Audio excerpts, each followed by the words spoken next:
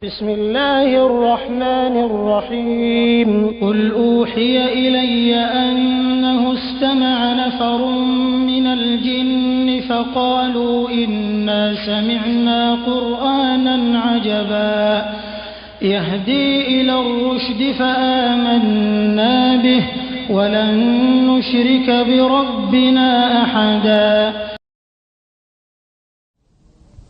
الحمد لله رب العالمين والصلاة والسلام على أشرف الأنبياء والمرسلين وعلى آله وصحبه وسلم تسليما كثيرا إلى يوم الدين وبعد.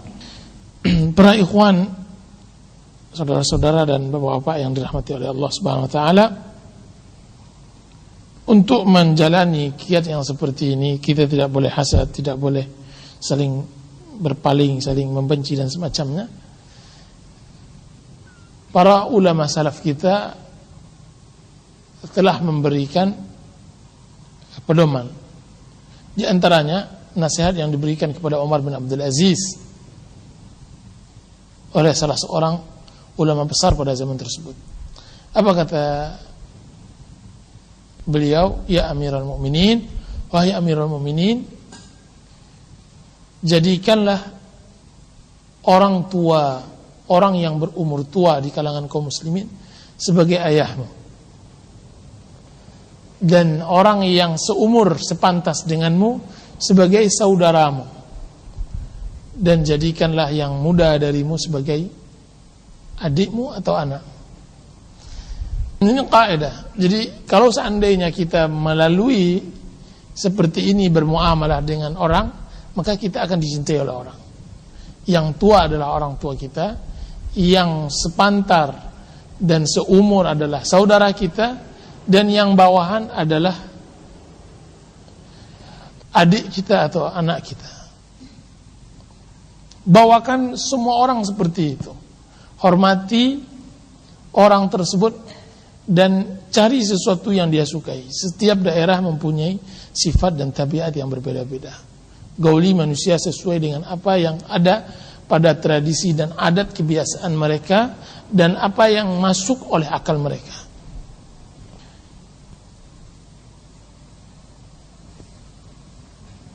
Wa kunu ibadallahi ikhwana. Jadilah kalian menjadi hamba Allah yang saudara-saudara.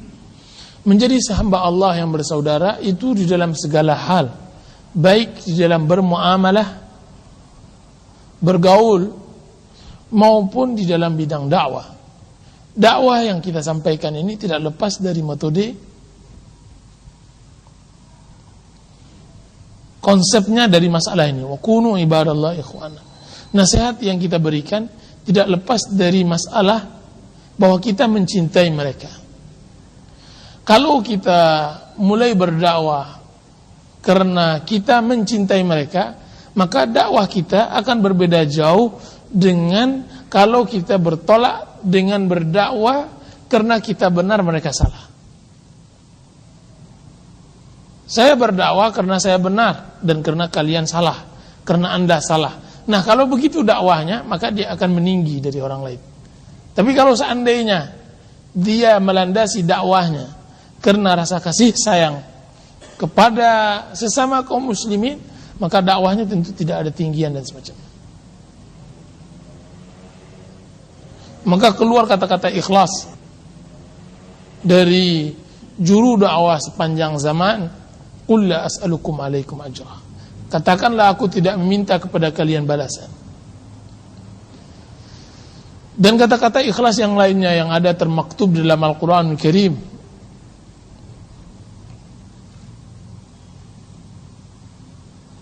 Al-Muslim akhul Muslim. Hadis ini menyatakan Al-Muslim, seorang Muslim saudara bagi Muslim yang lainnya. Saudara yang mempertalikan dia dengan Muslim yang lainnya adalah persaudaraan Islam. Bahkan persaudaraan Islam ini lebih kuat dari persaudaraan nasab dan yang lainnya.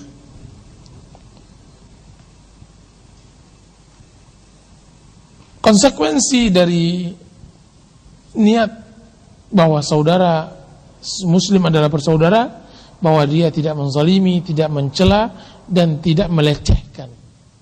Tidak menzalimi, tidak mencela, dan tidak melecehkan.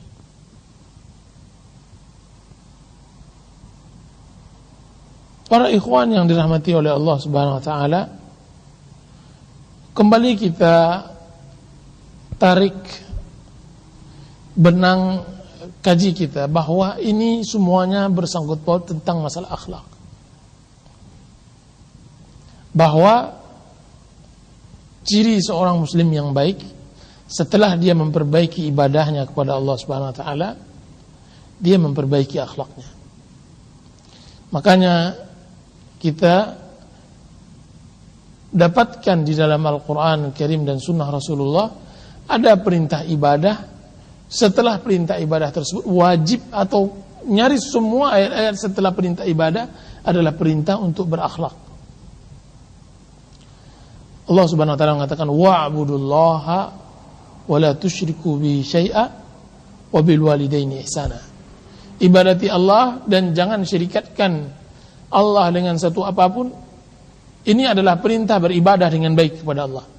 Sudah itu timbul lagi yang perintah kedua, yaitu akhlak. Wabil walidaini ihsana, berbuat baik kepada orang tua.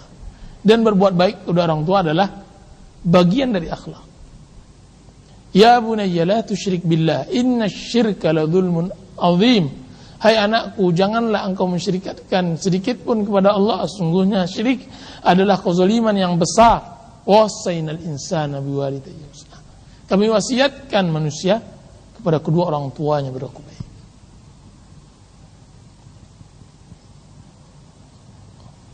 Semua ayat-ayat Al-Quran berbaringan antara ibadah dengan akhlak.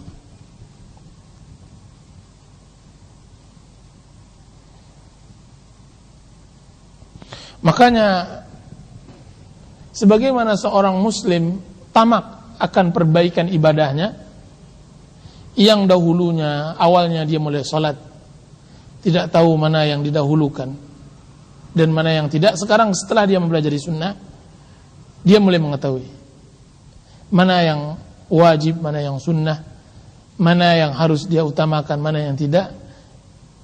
Itu adalah ciri dan tipe seorang muslim memperbaiki ibadahnya kepada Allah. Itu adalah upaya bentuk perbaikan ibadah. Akan tetapi bersamaan dengan itu seharusnya di dalam akhlak juga begitu.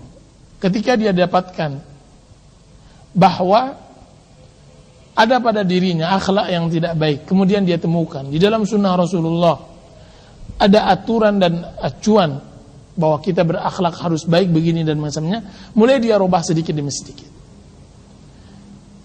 Nah, kalau seandainya dia sudah membuat baik seperti itu, berarti dia sudah belajar untuk masuk ke dalam salaf dengan sebenarnya.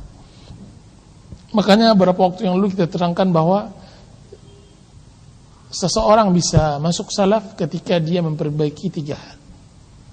Perbaiki muamalahnya dengan Allah, ibadahnya, perbaiki muamalahnya dengan manusia, dan yang ketiga perbaiki muamalahnya dengan dirinya. Banyak orang bermasalah di dalam 3 ini. Ada seseorang yang mana dia baik akhlaknya karena memang lingkungan dan juga tradisi keluarga, dan juga baik dirinya, dia pandai mengatur diri dan semacam. Akan tetapi ada celahnya, dia tidak pandai memperbaiki ibadahnya. Ada lagi orang yang bisa memperbaiki ibadah,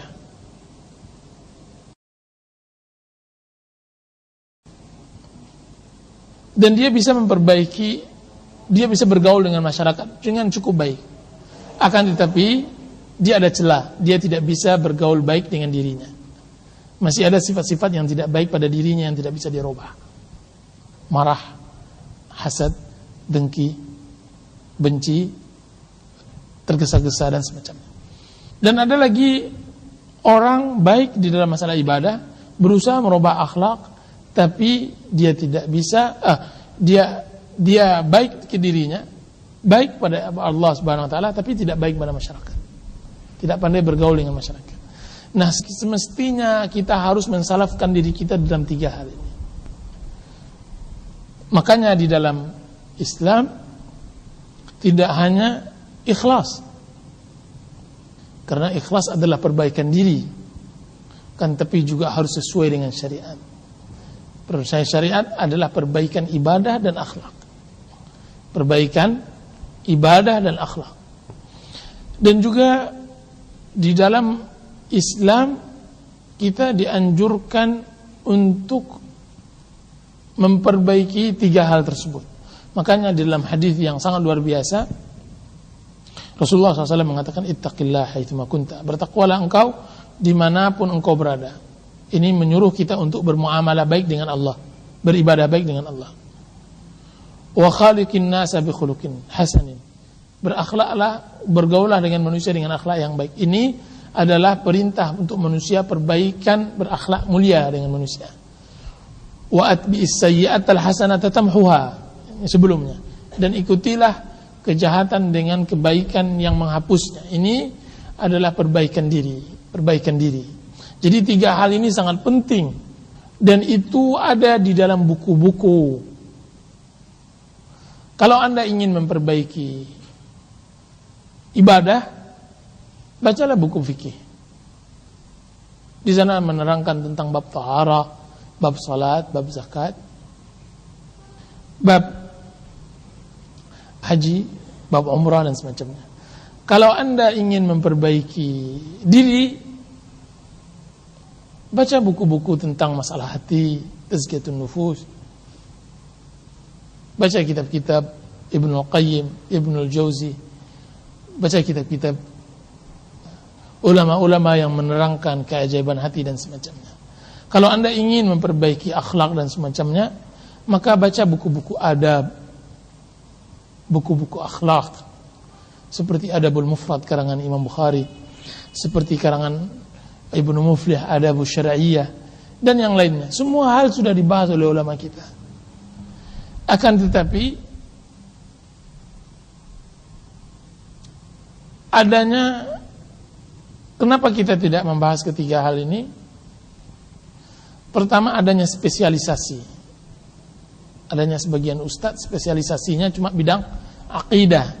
Yang saya maksud akidah, kalau tidak akidah dengan makna umum adalah perbaikan dalam 3 hal ini.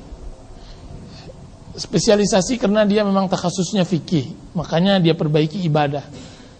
Bertaharah begini, suci begini, salat begini yang benar. Ada lagi visinya akidah, jadi membersihkan pemikiran dari hal-hal khurafat, bid'ah dan syirik. Nah, seorang talib ilmu, penuntut ilmu, dia harus pintar, fatin, cerdas. Dia harus, walaupun dia tahu bahwa ilmu Islam adalah lengkap dan semacamnya, maka dia harus melihat 3 hal ini. Dia harus mengkaji tentang masalah akidah, sebagaimana juga dia mengkaji tentang masalah akhlak. Dia harus mengkaji tentang masalah fikih, sebagaimana dia mengkaji bagaimana membersihkan jiwanya. Nah, seperti itu kemudian dia terapkan di dalam kesehariannya. Nah, dengan demikian maka akan kita dapatkan Islam itu sempurna, kafah, sempurna sebagaimana yang dibawa oleh Rasulullah SAW. Ketika kita mengkaji dalam satu sisi, tidak kita kaji dalam satu sisi lain, maka akan terjadi kepincangan. Apa yang kita dapatkan dari orang-orang yang kita lihat di sekeliling kita, bagaimana mereka timpang di dalam beribadah, timpang dalam bergaul dengan masyarakat, itu tidak lain dan tidak bukan salahnya mereka menggambarkan Islam yang hakiki, yang benar, sehingga mereka salah di dalam mempraktekkan Islam itu sendiri. Dan bahayanya bukan pada mereka saja salah di dalam menggambarkan Islam yang benar, akan tetapi juga kepada masyarakat yang menilai mereka. Ketika masyarakat menilai mereka bahwa mereka tidak sesuai dengan fitrah yang ada pada masyarakat itu sendiri, mereka tolak itu Islam yang mereka bawa. Padahal mereka hanya membawa Islam sekerat. Sekerat lagi masih tertinggal di buku-buku dan di sebagian kecil orang-orang. Para ikhwan yang dirahmati oleh Allah Subhanahu wa taala, pada dasarnya kita di dalam masalah belajar mengajar ini, menuntut ilmu ini, kita ingin menarik kesimpulan bahwa benarlah rasanya agama yang kita anut ini akan mendatangkan kebahagiaan kita di dunia sebelum kebahagiaan di akhirat. Sebagaimana yang dijanjikan oleh Allah Subhanahu wa taala, "Al-yauma akmaltu lakum dinakum wa atmamtu 'alaikum ni'mati." Hari ini aku sempurnakan kepada kalian agama kalian dan aku sempurnakan nikmatku. Dan Allah Subhanahu wa taala menyebutkan di dalam surat Al-Maidah ini, sebesar-besar nikmat adalah nikmat Islam. Kita tidak ingin hanya sebatas ucapan bahwa Islam itu mendatangkan kebahagiaan. Kita ingin di dalam kenyataan bahwa benarlah orang yang memegang Islam itu bahagia di dalam hidupnya, sehingga menjadi contoh baik. Dan dia sebagai orang yang menerangi orang-orang yang lain. Itu dia di dalam segala posisi. Dia sebagai seorang ayah yang Islam, dia bahagia dengan ayahnya tersebut. Dia sebagai seorang anak, dia bahagia dengan anaknya tersebut. Dia sebagai seorang istri, dia bahagia dengan Islamnya tersebut. Sehingga tidak ada lagi alasan bagi orang untuk tidak memeluk Islam, karena mereka telah tergambarkan oleh mereka yang bahagia adalah orang-orang yang memeluk agama Islam yang baik. Nah, yang ada kita lihat di dalam kenyataan bahwa itu jarang kita dapatkan. Kita tidak berbahagia dengan Islam yang kita peluk. Bahkan kalau kasarnya kita katakan, kita sengsara dengan Islam yang kita peluk. Kenapa? Karena kita tidak memeluk Islam yang hakiki. Kita tidak berbahagia. Kenapa? Karena kita belum mempraktekkan Islam itu hakiki. Mungkin kita telah mempelajarinya, tapi kita belum mempraktekkan. Sejauh mana kita belum mempraktekkan Islam itu sendiri, sejauh itu belum kita dapatkan kebahagiaan itu. Sejauh mana ke Islam yang kita praktekkan, sejauh itu pula kebahagiaan kita dapatkan. Salah satu kita contohkan, kita ingin misalnya